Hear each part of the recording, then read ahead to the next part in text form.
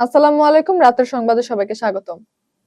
ইনকিলাব মঞ্চের মুখপাত্র ও ঢাকা ৮ আসনের সম্ভাব্য সংসদ সদস্য প্রার্থী শরীফ ওসমান হাদীকে বহনকারী এয়ার অ্যাম্বুলেন্স সিঙ্গাপুরে পৌঁছেছে। সোমবার দুপুর ১:৫৫ হযরত শাহজালাল আন্তর্জাতিক বিমানবন্দর থেকে উড্ডয়ন করে অ্যাম্বুলেন্সটি। স্থানীয় সময় সন্ধ্যা ৭:৩০টার দিকে এটি সিঙ্গাপুর বিমানবন্দরে অবতরণ করে। উন্নত চিকিৎসার জন্য ঢাকার এভারকেয়ার হাসপাতাল ও সিঙ্গাপুর জেনারেল হাসপাতালের চিকিৎসকদের সম্মতিতে তাকে সেখানে নেওয়া হয়। শরীফ ওসমান হাদীকে গুলি করে হত্যা চেষ্টার মামলাটি গোয়েন্দা পুলিশ ডিবির কাছে হস্তান্তর করা হয়েছে। সোমবার পল্টন মডেল থানায় দায়ের হওয়া মামলাটি এখন থেকে ডিবির মতিঝিল বিভাগে তদন্ত করবে। পল্টন থানার পরিদর্শক জানিয়েছে, প্রাথমিকভাবে একজনকে আসামি করা হয়েছে। পুলিশের মতে ঘটনার সঙ্গে জড়িত অন্যান্য ব্যক্তি ও পেছনের কারণ খতিয়ে দেখা হচ্ছে।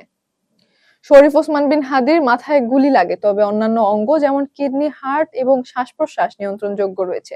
তাকে ঢাকা থেকে সিঙ্গাপুরের উদ্দেশ্যে আইসিইউ অ্যাম্বুলেন্সে পাঠানো হয়। প্রেস ব্রিফিং এ তার শারীরিক অবস্থার বিস্তারিত জানানো হয়। চিকিৎসকরা ওষুধ এবং অক্সিজেনের মাধ্যমে অঙ্গগুলোর নিয়ন্ত্রণ করছেন। বিএনপির ভারপ্রাপ্ত চেয়ারম্যান তারেক রহমান মহান বিজয় দিবসে স্বাধীনতা যুদ্ধে শহীদদের প্রতি গভীর শ্রদ্ধা জানিয়েছেন। তিনি বলেন, ১৯৭১ সালের ১৬ ডিসেম্বর দেশ স্বাধীন হয় এবং বীর মুক্তিযোদ্ধাদের ত্যাগের মাধ্যমে বিজয় আসে। তিনি দেশের মানুষের কল্যাণ ও শান্তি কামনা করেছেন। পাশাপাশি সকলকে ঐক্যবদ্ধ হয়ে সমাজ ও গণতন্ত্রের জন্য কাজ করার আহ্বান জানিয়েছেন।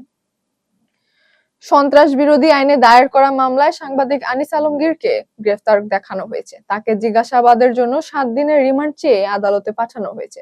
রাজধানীর উত্তরা পশ্চিম থানায় এই মামলার তদন্ত চলছে।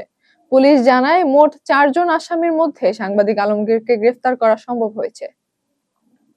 যুক্তরাষ্ট্রের ঢাকাস্থ দূতাবাস বাংলাদেশে আসন্ন ত্রয়োদশ জাতীয় নির্বাচন ঘিরে সহিংসতার শঙ্কায় ভ্রমণের সতর্কতা জারি করেছে। তারা জানিয়েছে, দেশের বিভিন্ন স্থানে শান্তিপূর্ণ বিক্ষোভও যে কোনো সময় সহিংস রূপ নিতে পারে। মার্কিন নাগরিকদের রাজনৈতিক সমাবেশ ও বড় জমায়েত এড়িয়ে চলার পরামর্শ দেওয়া হয়েছে। এছাড়া স্থানীয় পরিস্থিতি সম্পর্কে সচেতন থাকার এবং প্রয়োজনীয় ক্ষেত্রে দূতাবাসের সঙ্গে যোগাযোগ রাখার আহ্বান জানিয়েছে।